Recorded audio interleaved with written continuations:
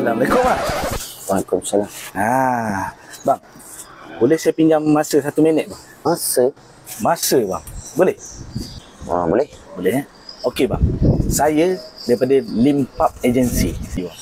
Limpap lagi? Limpap Agency bang. Okey. So saya nak cerita pasal insurans lah bang. Insurans? Saya tak nak. Insurans. Abang tak nak insurans. Tak nak lah Insurans tak nak. So kalau macam tu, saya ada barang lain lagi bang untuk saya jual. Barang apa? Mesin ketam kayu bang. Mesin ketam kayu? Mesin ketam kayu bang. Tak nak. Sorry. Mesin ketam kayu pun tak nak. Okay bang, saya ada satu lagi barang bang untuk saya jual dekat. Apa? Kayu garu belakang bang. Gatal-gatal senang bang, boleh garu belakang. Kayu garu belakang? Tak nak, sorry. Kayu garu belakang pun tak nak. Kalau macam tu, abang ada rumah? Ada. Rumah ada? Dekat rumah mesti ada laman kan? Laman? Ada. Ada? Kenapa?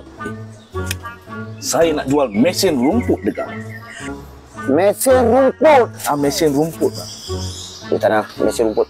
Mesin rumput pun tak nak? Tak nak.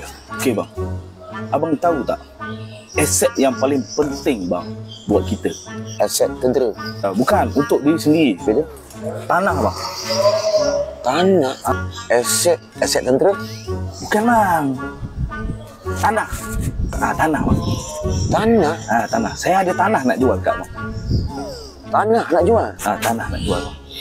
Ni bang, sebab tu bang, orang Melayu kita ni miskin. Ada tanah je jual. Ada tanah jual bang. Yang ni bagus bang. Tanah ni. Tanah ni baik bang. Sekejap.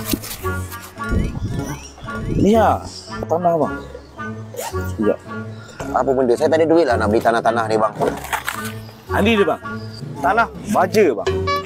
Tanah baja? Tanah baja.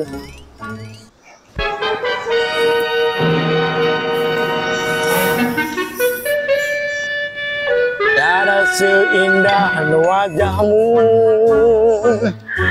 tiada semerdu kau berlagu. Keindahan wajahmu jadi sumber irhamku, suaramu yang merdu menghiburkan hatiku, bertambah cahaya hidupku. Kau ingin bersumpah setia, walaupun itu melanda, kau bersama selagi masih ada. Sinar mentari